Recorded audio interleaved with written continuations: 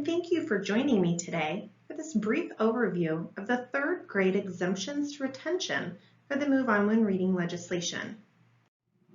While many focus on the retention element of the Move On When Reading program, which impacts less than 2% of third grade students in the state each year, the primary and greatest impact of the law is in its focus on early identification of struggling readers so that they receive targeted interventions designed to have them reading at grade level by or before the end of third grade. The legislation is designed to equip schools and teachers to provide students with the specific assistance they need to become lifelong readers. While the Move On When Reading legislation does call for the retention of students who fail to meet a state board approved cut score on the reading portion of the third grade statewide exam, it recognizes there are different kinds of learners with different needs and therefore allows 4 good cause exemptions to retention.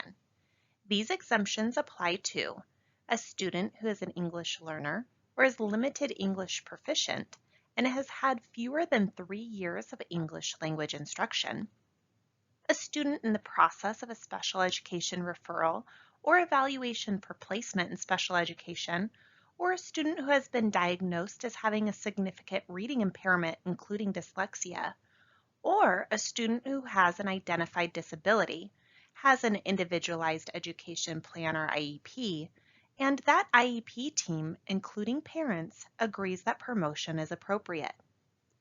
A student who has demonstrated or subsequently demonstrates sufficient reading skills or adequate progress towards sufficient reading skills of the third grade reading standards, as evidenced through a collection of reading assessments approved by the state board.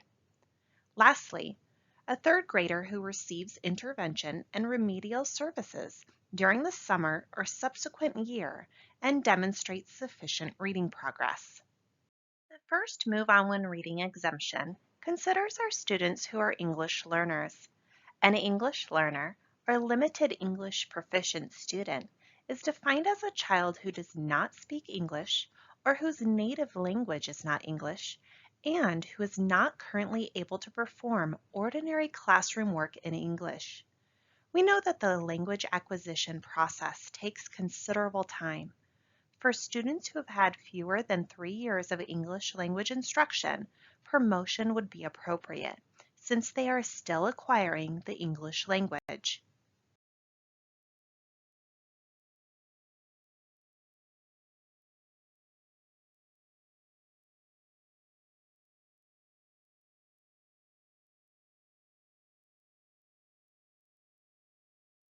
This English language instruction considered within this exemption takes place in an English language classroom. An English language classroom is a classroom in which English is the language of instruction used by the teaching personnel, and in which such teaching personnel possess a good knowledge of the English language. English language classrooms encompass both English language mainstream classrooms and sheltered English immersion classrooms. Therefore, this exemption is not limited to our English learners who receive EL services. For example, any student who has been enrolled in an American public school since kindergarten, this exemption would not apply since they have had more than 3 years of English instruction. If this is the case, EL status should not be the sole determination for reading struggles, and teams should meet to determine how to best meet the needs of this student. If a student enrolled into an American public school where English is the language of instruction starting in first grade, however, this exemption would apply, since at the time of testing this year, it has not been a full third year of instruction, and this student may still be acquiring the English language. This second exemption focuses on students who have a disability or are in the process for evaluation. Prior to the end of this school year, a student may be in the current process of a special education referral or evaluation for placement in special education. This means a school has considerable data and the team has already determined that an evaluation is necessary to ensure a child's struggles are being addressed. Secondly, a child may have a significant reading impairment or dyslexia diagnosis. This diagnosis would need to be on file prior to the conclusion of third grade in order to be exempt from retention. Lastly, any child with a disability and the Individualized Education Program or IEP team, including the pupil's parent or guardian, agree that promotion is appropriate. A disability is defined in Section 15761. This includes an evaluation which resulted in at least one of the disabilities, and because of this disability, needs special education and related services. Be sure to check ARS 15761, which can be found on the Mauer homepage for a list of disabilities. This third exemption focuses on students who have data from valid reading assessments to support that they are reading proficiently, but who have had a bad testing day when taking the third grade statewide exam and fail to meet the Move On When Reading cut score, which is actually an outlier for them given their demonstrated skills all year. To put it another way, this exemption is for the student who has not been on your radar during the year because all your in-class and benchmark data indicate that she is reading proficiently, but she suddenly fails to meet the Move On When Reading cut score. The exemption allows you to use all of that data from the school year to illustrate that she is reading proficiently and should be promoted to fourth grade. The State Board of Education has approved a list of criteria that can be used to determine if a literacy assessment is valid and can be used for this exemption. The data provided to exempt a student from retention must come from an assessment that meets this criteria. There is no longer a list of assessments approved by the State Board. It is a school's responsibility to ensure all assessments used for this exemption meet the following criteria. As you can see here, there are 6 criterion for establishing that a literacy assessment is valid for use with the collection of assessments exemption. The information required by the new criteria is readily available in a publisher's technical manual for its assessment. If you are unable to locate this information, either in your materials or on the vendor's website, we advise you to call your vendor directly to request this information. Additionally, the criteria can be found on the Move On When Reading webpage for you or your vendor to review.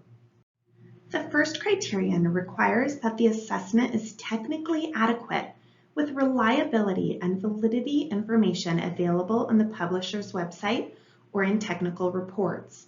To establish that your selected literacy assessment is valid, look for coefficient alpha, which is a measure of internal consistency for the assessment. The closer this number is to 1, the more reliably the assessment measures what it claims to measure. In this case, a student's mastery of the third grade Arizona English Language Arts standards. It is highly recommended that your selected assessment have an internal reliability measure of 0.8 or higher.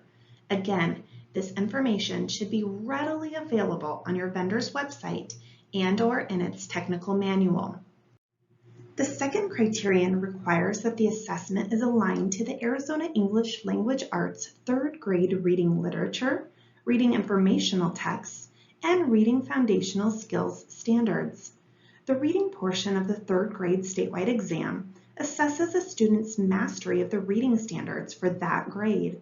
A student's performance on the reading portion of the statewide exam determines if she is reading at a sufficient level to be promoted to fourth grade.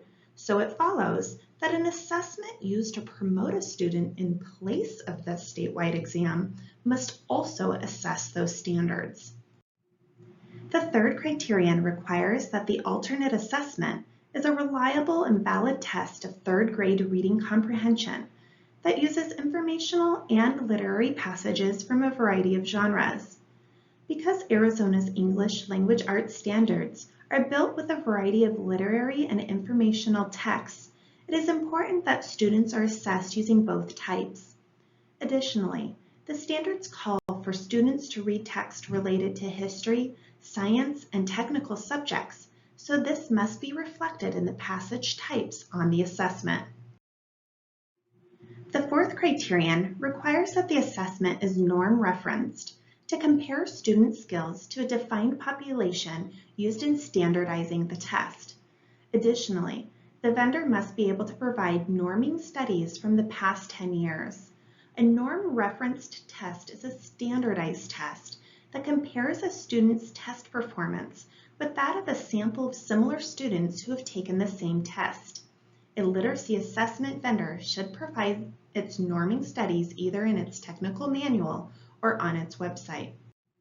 The fifth criterion requires that scores from the assessment can be converted into percentiles, standard scores, grade equivalent scores, and/or categories of proficiency. This requirement calls for the data gained from the assessment to come in a form that is useful and accessible for schools so that they can measure a student's reading proficiency. The final criterion requires that the test administration adhere to the directions, materials, and scoring procedures provided by the assessment vendor.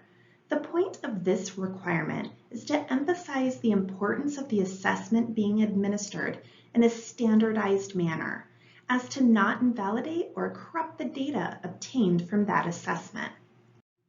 As you can see, the State Board approved criteria for a valid literacy assessment for use with this Move On When Reading exemption to retention allows for a wide range of assessments to be used across the state.